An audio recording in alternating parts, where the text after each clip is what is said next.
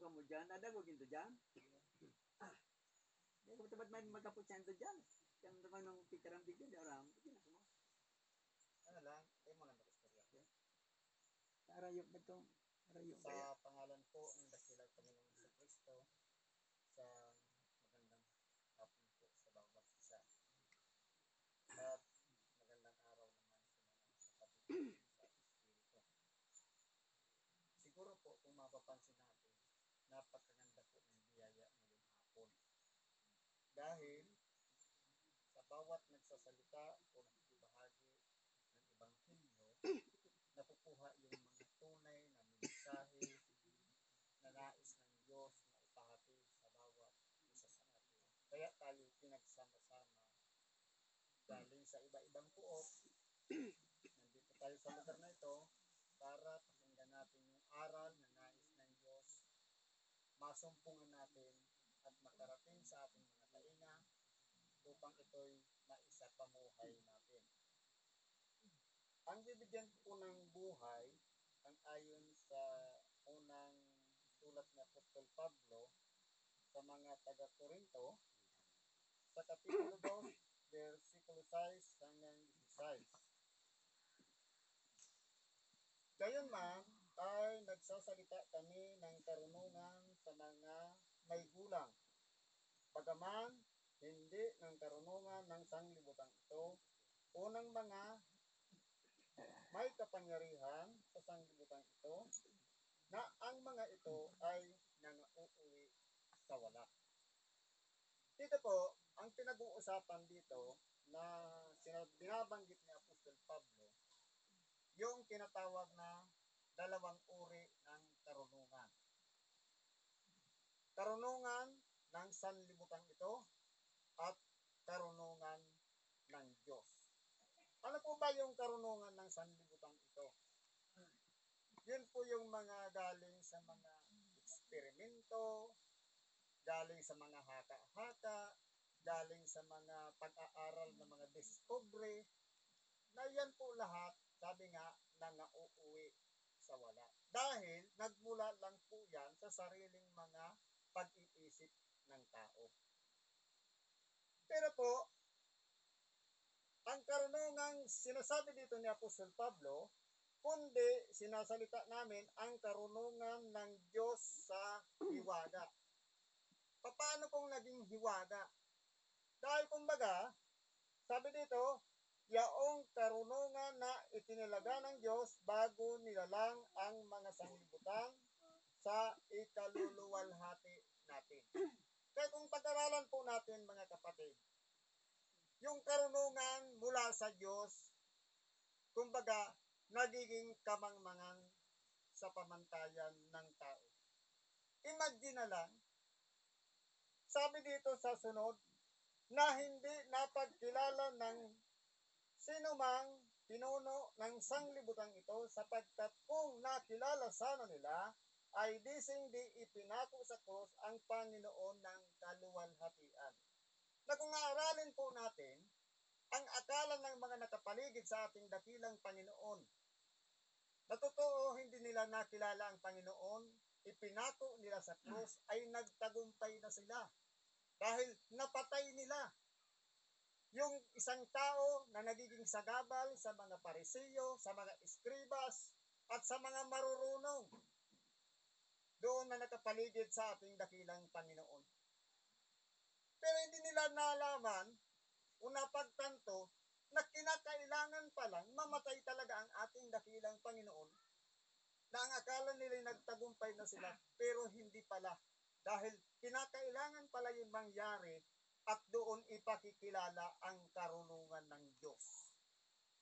Yun ang sinasabing karunungan sa hiwaga. Dahil po, kung hindi namatay ang ating dakilang Panginoong Hesukristo, wala tayo ngayong pagtitipon-tipon. Walang mangyayaring ibanghilyo. Walang mangyayaring pananampalataya. Walang mangyayaring kaligtasan. At wala tayong makikilalang Kristo. Dahil mababaliwala lahat. Pero dahil po sa hiwaga na yan, ang kamatayan ng ating dakilang Panginoon, ito po ang nagdala sa atin upang tayo na bawat isa sa atin na makasalanan ay kasamang napako na sa krus ang dati nating pagkatao. Ito na yung sinasabi na magiging isang bagong tao. Newborn o kaya born again, na kinakailangan ng bawat isa sa atin ay hindi na tayo nabubuhay sa dati nating kalagayan nung hindi pa natin nakikilala si Kristo. Sa makatuwid, ang pamumuhay natin ngayon, walang iba, lahat umiiral ng pag-ibig. Pag-ibig sa mga kaalit, pag-ibig sa kapwa, at higit sa lahat yung mga itinuturing tayong kaaway o kalaban, dapat doon mas ipamalas natin ang tunay na pag-ibig na katulad ni Kristo na wala siyang pinili kahit mga Israelita man, mga Hudyo man o Hintil man, lahat yan dinipahan niya sa krus. Ibig sabihin, nangangahulugan na ang pagdipa ng ating dakilang Panginoon sakop lahat ng mga tao, anuman ang lahi, lipi, wika o bansa, kasama niyang dinipahan sa krus. Kaya po, kung ang isipang niyan na kay Kristo, na wala siyang pinipili, na wala siyang ipinagmamalaki o kaya inaaring kanya, kundi gusto niya lahat tayo ay maligtas. Napakagandang kaisipan niyan. Yan po ang hiwaga na karunungan ng Diyos na ipinamamala sa bawat isa sa atin, na tayo naman ang tagasunod niya, dapat naman po tayo naman ay sundan natin yung yapak na ginawa ng ating dakilang Panginoon na magturingan tayong magkakapatid. Yun po yung hiwaga na itinuturo dito ni Apostol Pablo.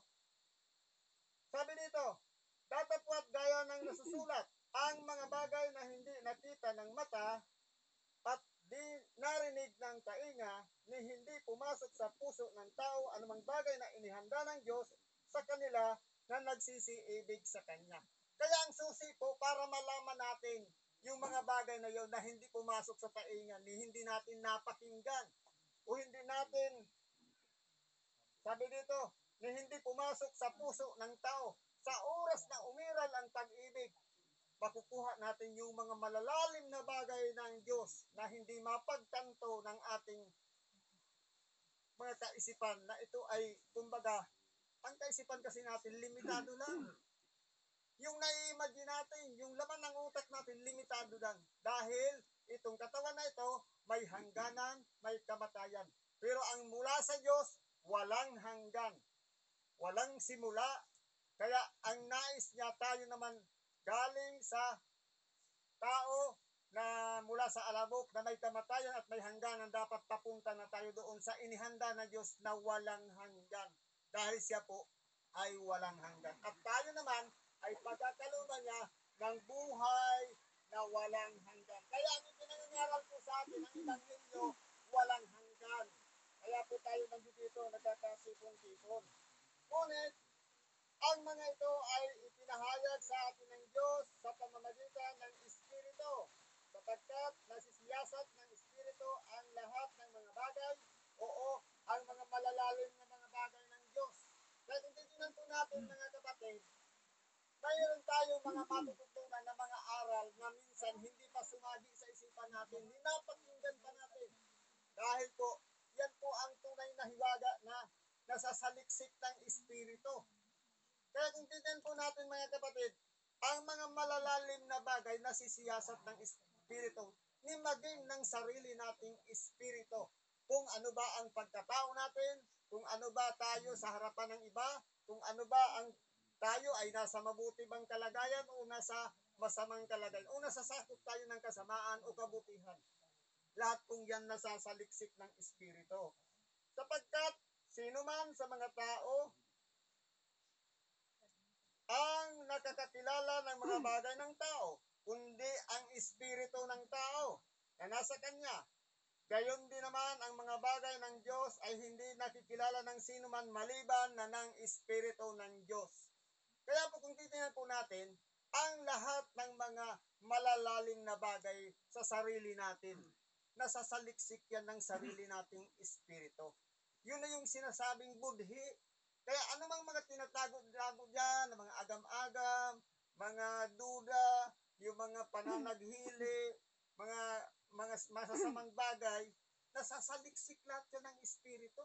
Kaya kung sinasabing, oh, nagpatawad na ako, pero hindi naman nakikita yan sa sarili natin, ibig sabihin, sinasaliksik yan ng Espiritu na alam niya na hindi ka pa talaga nakapagpatawad. Ganun po yun. May magiging mga malalalim na bagay din ng Diyos. Nasasaliksik yan ng Espiritu ng Diyos. Kaya ngayon, marami ang nagsisipangaral na ipinapahayag ang mga malalalim na bagay ng Diyos dahil po nasa ilalim sila ng kapangyarihan ng Espiritu Santo na siyang nagpapamala sa kanila ng mga bagay na galing sa Diyos. Ganun po yun. Kumbaga, ini-express kaya ng Espiritu yung kaplanuhan niya sa darating na ang tao sa oras na siya ay maligtas, sa oras na siya ay pinatawad na ng Diyos, yung mga sikreto papunta doon sa buhay na walang gan, itinuturo na yan ng Espiritu dahil nasasaliksik ng Espiritu yung mga malalalim na bagay ng Diyos. Kaya nga po, ang mga propeta nagsisipanghula. Ang mga alagad din ng ating dakilang Panginoon nagsipanghula ng mga malalalim na bagay na mangyayari. Kasi yung San Juan Evangelista, dahil sa kanyang kahinaan, ginamit yun ng Diyos para ipamalas yung mga bagay na inihanda ng Diyos sa pamamagitan ng Espiritu Santo. Ipinaaninag sa kanya kung ano ang magiging kalagayan ng tao sa pagdating ng maghahari na ang Diyos sa hinaharap. Kaya inihanda na yan ng Diyos. Sabi pa po dito, ngunit ating tinanggap hindi ang espiritu ng sanglibutan, kundi ang espiritu mula sa Diyos upang ating mapagkilala ang mga bagay na sa atin ay ibinigay na walang bayad ng Diyos. Ano po ito? Walang iba yung kaligtasan na ito ay inihanda sa bawat isa na nagsisusunod sa ating dakilang Panginoong Hesukristo. Kaya po dapat nating unawain, mga kapatid, ano ba itong ating tinanggap? Ito ba'y galing sa espiritu ng sanglibutan na ito ay may hangganan? O ito ay regalo ng Diyos na walang iba, yung inihanda niya na buhay na walang hanggan? Saan ba tayo doon? Yung iingatan ba natin yung sarili natin na hindi tayo mapahamak o papabayaan na lang natin na nasa ilalim tayo ng espiritu ng sanglibutan ito? Kaya po nung titingnan po natin, mas priority dapat natin yung espiritu mula sa Diyos na nag-uunyok sa atin na kinakailangan ibigin mo ang iyong kapwa. Kinakailangan magmalasakit ka, mahabag ka. Yan dapat ang umiiral sa buhay natin dahil iyan ay udyok ng espiritu. Pero kung yan ay galing sa sanlibutan, espiritu ng sanlibutan, ang gagawin natin, magmamalaki na tayo, magmamapuri. Kumbaga, ipagkakalata tayo na sikat tayo o kung ano, yan po lahat ay mga uuwi sa wala. Kaya kung titingnan mo, ang titulo ng isang tao, lalo kung nakapag-aral, hanggang sa katapusan lang yan ng buhay, hanggang sa kamatayan. Halimbawa ngayon, hindi ba nilalakip sa mga estudyante ngayon, kung ikaw ay civil engineer, ilalagay yun CE. Kung ikaw ay teacher, ilalagay yun LPT, Licensed Professional Teacher. Pero pag namatay na yan, wala na, putol na rin yan.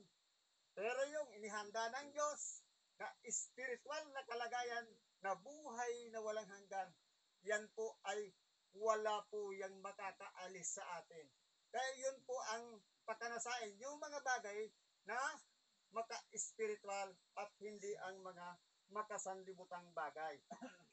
Sabi dito na ang mga bagay na ito ay atin namang sinasalita, hindi sa mga salitang itinuturo ng karunungan ng tao, kundi sa itinuturo ng Espiritu na iniwawangis natin ang mga bagay ayon sa Espiritu sa mga pananalitang ayon sa Espiritu. Kaya kung tayo po ay nasa ilalim ng kapangyarihan ng Espiritu, ang ating pananalita ay maingat na hindi ka makapagsasalita ng ikasasama ng loob ng iyong kapwa.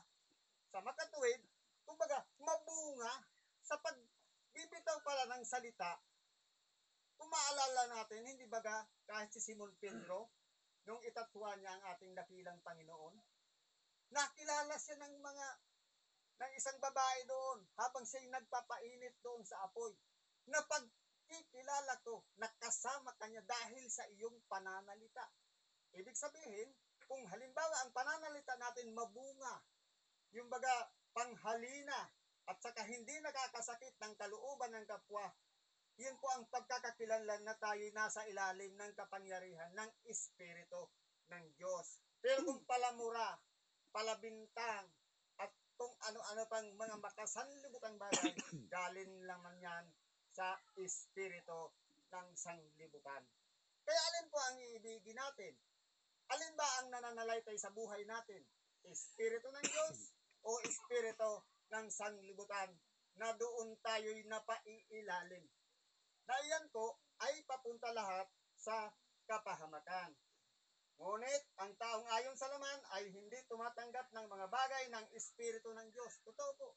Dahil kung tayo po ay nasa laman, paano natin sasabihin na tayo nasa Diyos?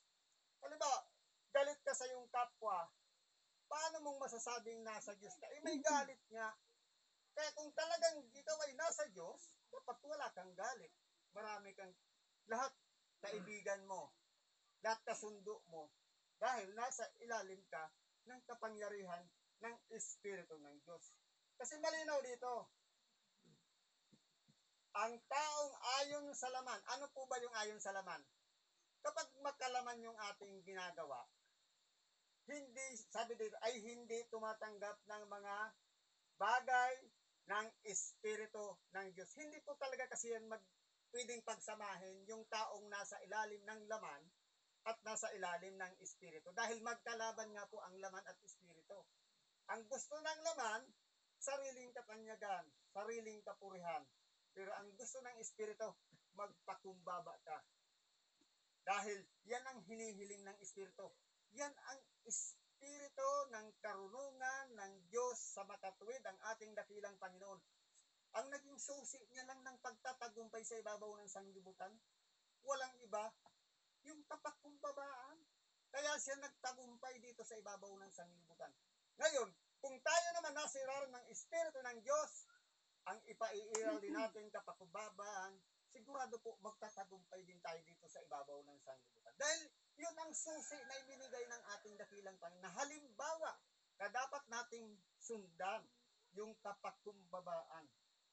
Yung ego, kakainin natin, na kumbaga sa tingin natin, kasi ang ego po, ganito po yan, kapag ang isang tao kinausap po at ayaw makinig at palagi nagre-reklamo, may ego yon. Pero kung yan, kahit sabihin na, ang nagsasabi, walang natapos, walang napag-aralan, at ikaw ay may napag-aralan, dahil siya ang namunguna sa iyo, ibig mong, kinakailangan mong irespeto siya. Yun po ay isang halimbawa ng kapakumbabaan. Pero kung lalaitin mo, parang binabaliwala mo dahil lang sa iyong gusto na ikaw ang mas magaling sa kanya, umiiral po dyan ang kataasan o tinatawag na ego.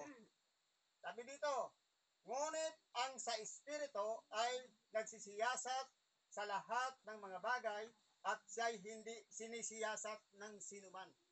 Kaya po kung titingnan po, ang isang taong nasa ilalim ng Espiritu, ibig sabihin, yung Espiritu ang may karapatan magsiyasat sa kanino man.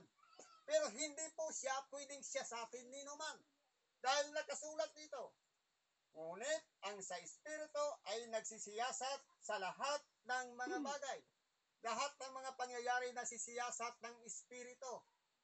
Pero sabi dito, at siya'y hindi sinisiyasat ng sino man. Ibig sabihin, kahit tayo man, kahit halimbawa, sinabi ng Espiritu, wala tayong karapatang siyasatin siya dahil siya'y Espiritu. Pero tayo, pwede tayong siyasatin ng Espiritu. Dahil malalaman natin yan kung yung Espiritu na yon ay mula sa Diyos, kung yan ay hindi mula sa Diyos.